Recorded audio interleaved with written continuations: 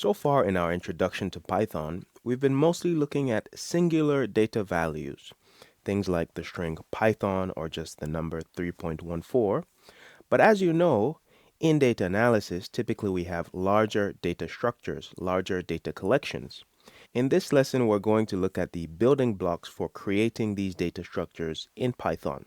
We're going to look at lists, we're going to look at dictionaries, series, and finally, data frames. So let's get started.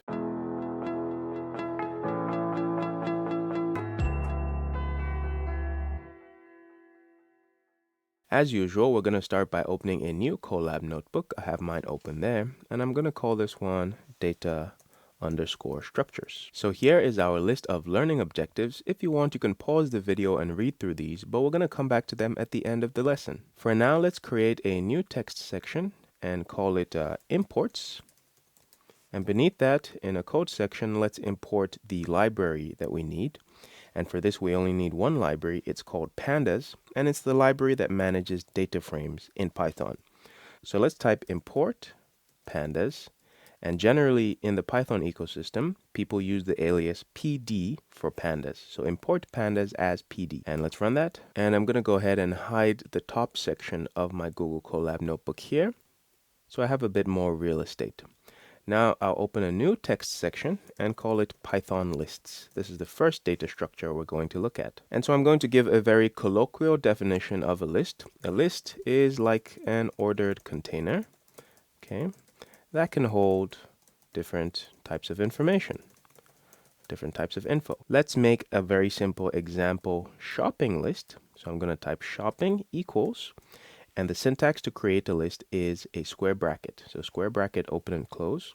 And inside of here, we're going to put the elements of our list. Let's put a number of shopping items, maybe apples, bananas, and cherries.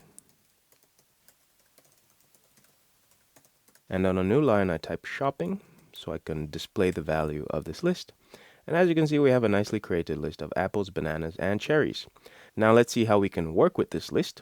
One thing you may want to do with the list is access the elements of that list. And this is very simple. We're going to type shopping and then open and close square brackets. And if we want to access the first element of this list, we're actually going to put in the number 0 because Python uses what's called zero-based indexing. That means this first item here has an index of 0, this one has an index of 1, and an index of 2, and so on. Sometimes I like to think of it as having a pointer here at the bottom left of each of these words. And so this is position 0 here, this is position 1, this is position 2, and position 0 corresponds with the first item, position 1 corresponds with the second item, and so on. Anyways, if we run this code now, we're going to extract apples, which is our first item. If we do shopping 1, we access bananas, and so on and so forth. If you want to replace this item in the list, you could also use a similar subsetting syntax, this square bracket syntax. So all we're going to do is we're going to type, let's do it in a new code chunk. We're going to type shopping 1. So here we're replacing the second item, bananas. And we can just simply set that equal to a new fruit, let's say blueberries. And if we press Control or Command Enter to run that, and then we print again our shopping list, you can see now we have apples, blueberries, cherries, so bananas has been replaced. There are many methods that are accessible to lists. For now, I'm only going to look at one example, because generally as a beginner data analyst, you're not going to be doing a lot of work with lists. So we'll give it a very brief coverage. So let's look at one example kind of method for lists, and that is the count method. So if I do shopping and then a period, I can use the count method. And what the count method does, as you see, the help comes up very nicely for us. It returns the number of occurrences of a specific value. So let's say we want to count the number of apples in this list. We can go ahead and do that. Shopping.count apples. And you see it gives us a value of 1. To make sure that this code is actually working, we could maybe change item number 2 here with the index of 1 to also apples. Okay, and now we have apples, apples, cherries. And now if we run shopping.count again, you can see it gives us the value of 2. So now go ahead and try this practice question. So here is some practice for you. I want you to create a list called temps, which stands for temperatures, with the values 1, 2, 3, 4. Very nice and simple. Then I want you to print the first element of that list, first element of the list. And I want you to change the last element to 6. So pause the video and try that out.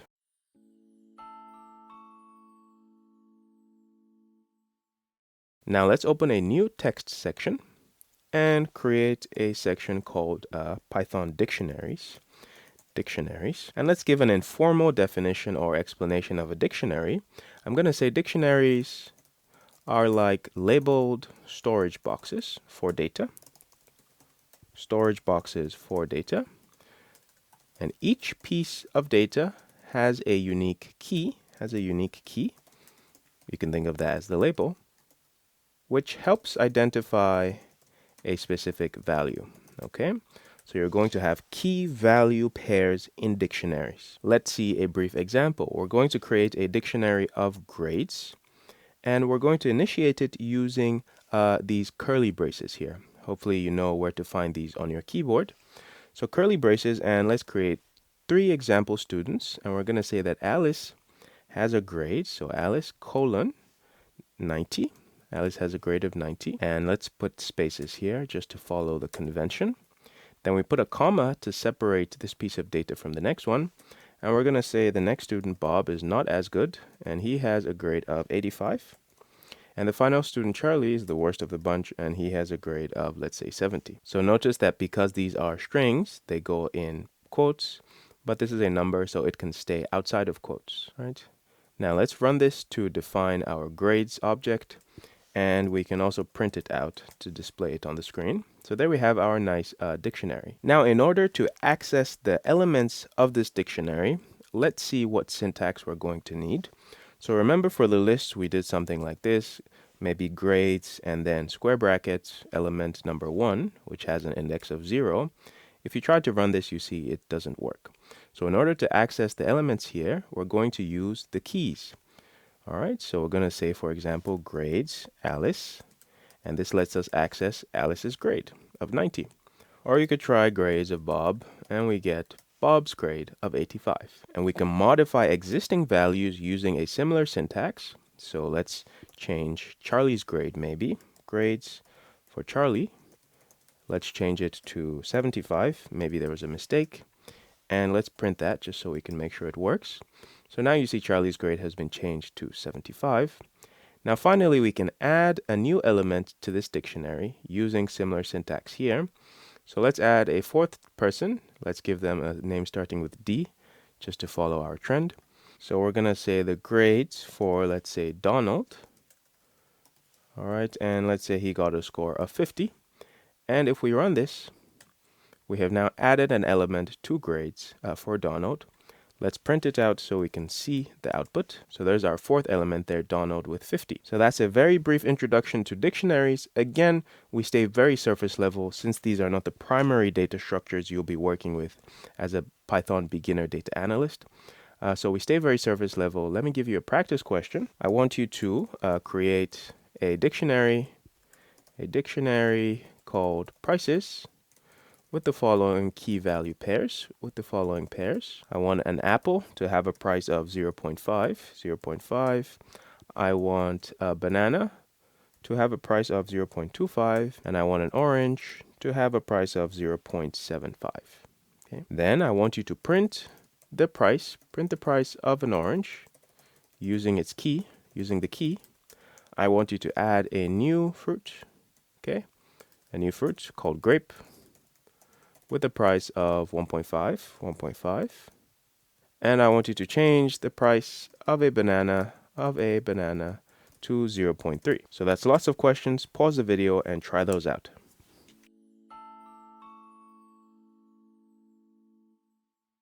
So the next thing we're going to look at are series, and series come actually from the Pandas library, so they're not built directly into Python.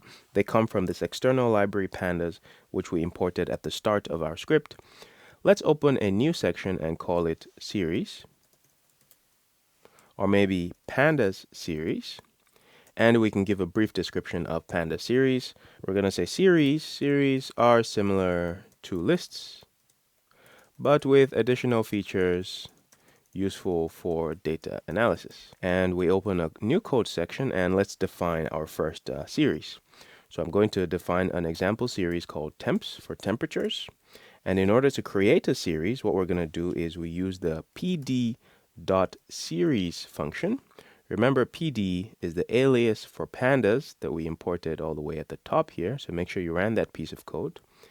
And that gives us access to the pandas library under the alias PD, which gives us access to the series function. And with the series function, we can convert what looks like a list into a series. So let's just make a very simple series with 4 numbers, 1, 2, 3, 4. And let's go ahead and print the value of that series. As you can see, this output is starting to look more like the kinds of things you would see as a data analyst. So it looks kind of like a column of data, and it seems to have an index over here, 0, 1, 2, 3. Now let's look at some interesting properties of series, or some interesting methods of series. One thing we can do with a series is we can easily calculate summary statistics. So we can grab our temps and do a period, and we have access to a number of methods here. Let's try temps.mean. That gives us the mean of these numbers 1, 2, 3, 4, which is 2.5, as you can see. We can also do temps.median. Let's see that. That is also 2.5. And since we have multiple outputs in a single code chunk, let's add print statements. So print here and print there. Okay. And let's do a final one where we calculate the standard deviation. So temps.std, open, close our parentheses. We run that and we see all of our outputs there. Now, a nice thing about series is that they can have a custom index for intuitive access, similar to the keys in dictionaries. What do I mean by that? Let's go ahead and define a new temps series, and we're going to give it a custom index. At the moment, the default index is 0, 1, 2, 3, but we're going to change it. So let's copy all of this code so we can save some typing time.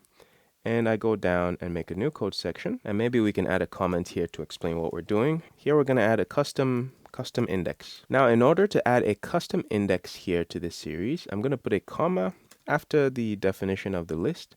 And I'm going to say index equals, and I open up another list, and we're going to give 4 elements since we have 4 elements here. Let's imagine these are days of the week. So Monday, comma, Tuesday, comma, Wednesday, and finally Thursday. And instead of calling this temps again and overwriting our other version, let's call this temps label, and we'll copy that and paste it there. So let's go ahead and run this and see what it gives us. And as you can see very nicely now, we have Monday, Tuesday, Wednesday, Thursday as the indices for these values inside of the series. And we can access those values using these indices. So let's see how to do that. We're going to type temps label. And similar to the list, we're going to open up our square brackets and type maybe Monday.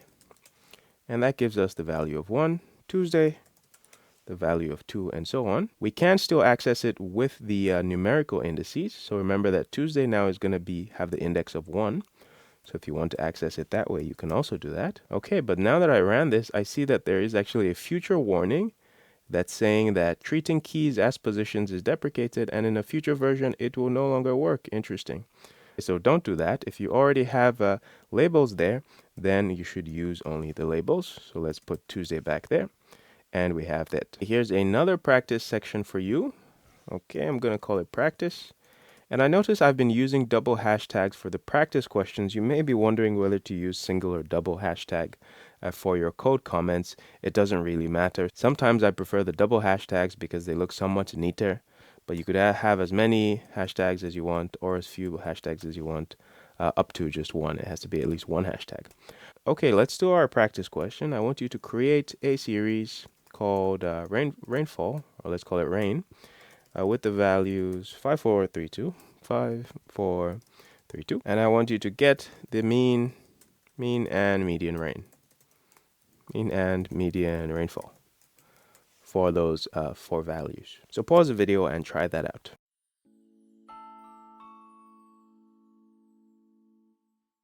Now for our final section, which is what you all came here for, let's look at data frames, which also come from pandas. So we're going to make a new section and call it Pandas DataFrames. So this is a new text section. And I'm putting in markdown Pandas DataFrames. Usually we have the D and the F capitalized in the word data frames for pandas. And let's go ahead and write that pandas are like series, but in 2 dimensions. And we can say most important structure for data analysis. Most of the time as a data analyst, you are going to be importing external data frames, of course, but it's useful to know how to create these data frames from scratch anyways within Python. So let's see how to do this. I'm going to open it up a new code section, and I'm first going to create 3 lists. You could also create 3 series, but lists suffice for this. And I'm going to call the first one names equals, and let's give our 3 names, Alice, Bob, and Charlie. Alice, Bob, and finally Charlie. And let's capitalize that B just so it matches the others. And let's add ages equals, let's do 3 ages, 25, 30, and maybe 45. And let's create a cities list as well with 3 cities, Lagos, maybe London, and then let's say Lima in Peru. So we have these 3 lists, and we'd like to structure them into something that looks like a table, which is a pandas data frame. How do we do this? First of all, let's run this section, and let's do the next part in a new code section. We don't have to do it in a new code section, but I'm doing it that way anyways. So let's call this data, create an object called data, and data is going to be a dictionary, okay? And the keys for this dictionary are going to become our column names. So the first key is going to be called name, colon, and we provide this names list here, names. Then we put a comma, and then the next one we'll call age, colon, and let's provide the ages list. And finally, let's do a last column name, and let's give that the value of cities. So now this is a dictionary with these 3 key value pairs. Let's print that dictionary just to see what it looks like. All right, so we can see the structure of our dictionary. And as a final step now, we're going to pass this dictionary into a pandas data frame function. So let's do that. Let's create an object called people.df, and set that equal to pd. Remember, pd is our alias for pandas, dot data frame. Notice the capital D and capital F, and then we give it our data object, and this will create a data frame. Let's print out the value of the data frame by copying and pasting people.df with Control-C and Control-V, and let's run this. And finally, now we have a data frame. And very nicely, Google gets excited because it recognizes this data structure, and it says, hey, do you want to view the recommended plots for your data frame? Why not? Let's see the recommended plots for our data frame. These are not very informative plots since this is not a very large data frame. Let's go ahead and close this. So we've created this data frame in sort of very distinct steps, but you can combine all of them into a single call. Let me show you what I mean. So what we could do is we could just grab the pd.dataframe function here, and instead of pre-creating data and pre-creating each of these lists, what we can do is, let's see, what's the best way to do this? I'm going to copy this dictionary definition here, and I'll put it inside of my pd.dataframe function, and let me press tab a few times so it becomes a bit neater. And instead of predefining names, you could have just provided the list of names directly into this dictionary and directly into the pd.dataframe function. So let's do that for ages and for cities. And if I'm moving too fast, of course, you can pause the video and catch up, or you could play the video at a slower rate. Okay, so now I've done all the same things I did in the stepwise fashion, but all in one code chunk. Let's define this again and call it maybe people df2 to differentiate it from the first one. I set that equal, and on a new line, let's print people df. And if we run this, we'll see that we have the same output. Okay, now let's look at a few things we can do. So now we have a pandas data frame. Congratulations. Let's look at a few things we can do with a pandas data frame. Now, future sections of our course are going to focus very deeply on how to work with, how to manipulate, how to slice data frames. Here, we're just going to give a very brief introduction into the kinds of things you can do with data frames. To start with, you can extract specific methods from your data frame. I'm going to type people df to access my data frame, and then period to access the specific methods. And let's use a very simple method which is called describe. And if we run this, we will describe the data frame. And what this does is it gives you a description of the numerical columns in the data frame. For now, only the age column is numerical. Let's try another one, which is .info. And that will give you, let's see what it gives us. This gives us some other information. It gives us the column names, the data types of each of those column names, how much memory the object is using in our computer, and so on and so forth. Those are some very simple methods. We can also access, of course, the individual columns of the data frame. Let's see how to do that. I'm going to open a new code section, and I'm going to type people df, and let's access the city column. I'm going to use the square bracket notation, put in the string city inside the square brackets, and that way we subset to just that column. Let's open a new code section and subset to a specific row. To subset to a specific row, we're going to type people underscore df, and then we're going to use what's called the loc property. And let's say we wanted to get maybe the second row, which has an index of 1. We're going to type .loc and then use square brackets and set that to 1. Sorry, not 2, but 1. And that gives us Bob, which, as you remember, is the second person, Bob 30 London. And very nicely, this row is returned as a series, so it comes with those nice labels that we wanted, which means if we wanted to go even deeper now and access Bob's age, we could now append age to this selector. So now I'm going to put another pair of square brackets and type age. And now we can access that specific value. So we're accessing the row first, and then that specific column. We could do it in the other direction. So let's open a new code section, do the same thing, but we first access the age column, and then we'll get the loc operator on that output and access the first or the second value, which has an index of 1, and we see we have the same output there. Finally, you can get summary statistics on specific columns from a data frame.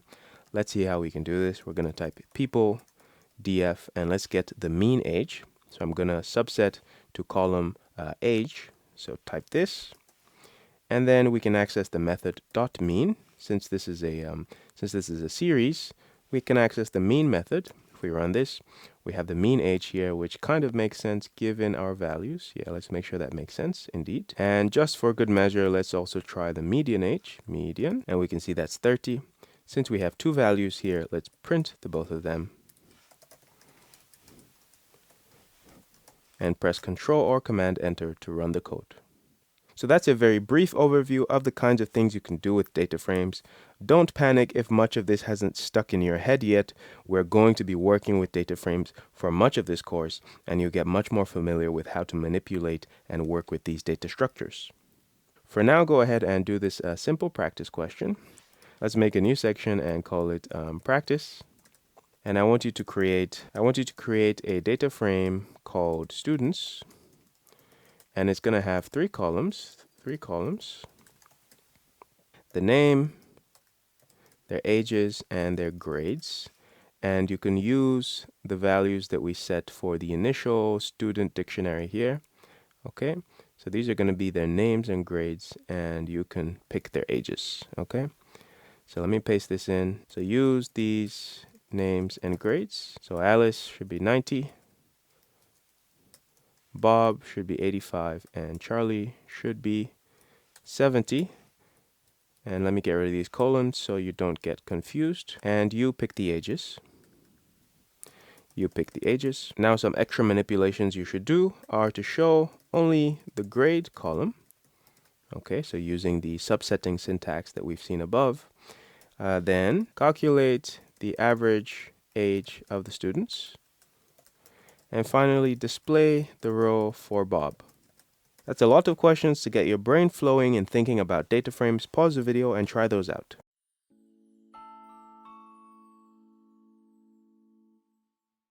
Okay, so that brings us to the end of this exploration of Python data structures.